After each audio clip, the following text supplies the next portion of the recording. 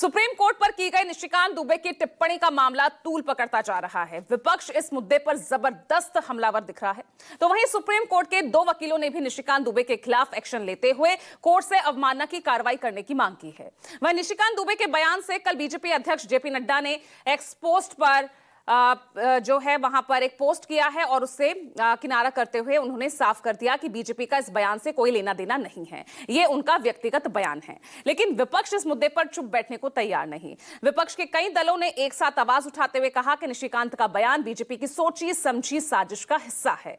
निशिकांत के विरुद्ध देश में धर्म युद्ध और गृह युद्ध दोनों छिड़ते दिख रहे हैं। और इस बीच असम के मुख्यमंत्री हेमंता बिस्वा शर्मा का जो पोस्ट सामने आया है, क्या वो विश्वास मिलता दिख रहा है? क्योंकि चुनावी जीत की यही है आस। ये तमाम वो सवाल हैं जिनका जवाब ढूंढने की हम कोशिश करेंगे।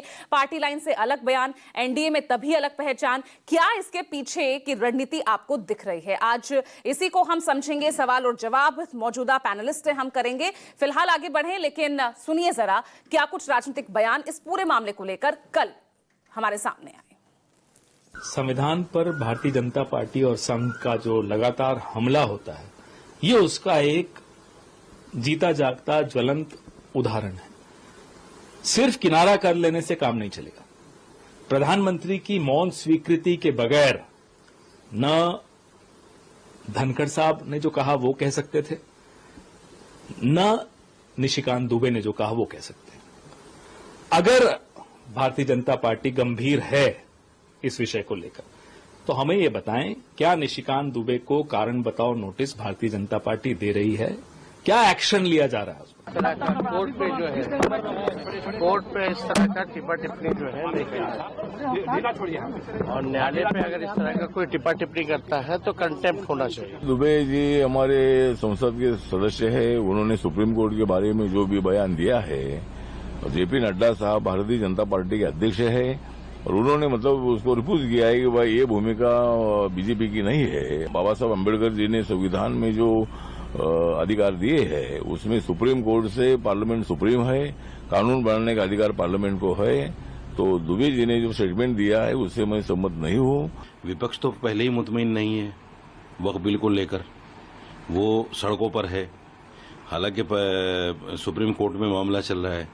सत्ता पक्ष के लोग भी अगर इस तरह से टिप्पणी करेंगे सुप्रीम कोर्ट के ऊपर, तो आप बताइए कि उस न्यायपालिका का क्या होगा? उनका विश्वास कहां जाएगा?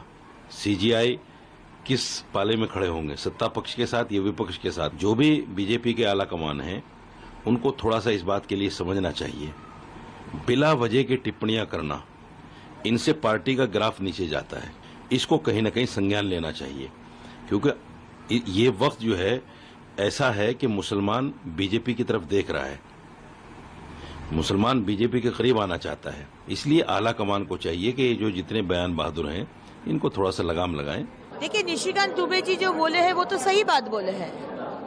आज हमारे महामहिम राष्ट्रपति जी CJI chief justice of India का अपॉइंटमेंट करते हैं, तो चीफ जस्टिस ऑफ इंडिया कैसे महामहिम राष्ट्रपति जी का जो निर्देश है वो अवमानना कर सकते हैं? जो पार्लियामेंट, जो सांसद, जहां पर सारे भारत के सांसद लोग बैठ के पॉलिसी मेकर जो नियम बना रहे, रूल बना रहे, उसी नियम को आप खंडन कर देंगे तो ये कहाँ का नियम है? तो फिर पार्लियामेंट को बंद कर दीजिए। तो दरकार नहीं है फिर पार्लियामेंट और राष्ट्रपति का, सारे सीजेआई करे।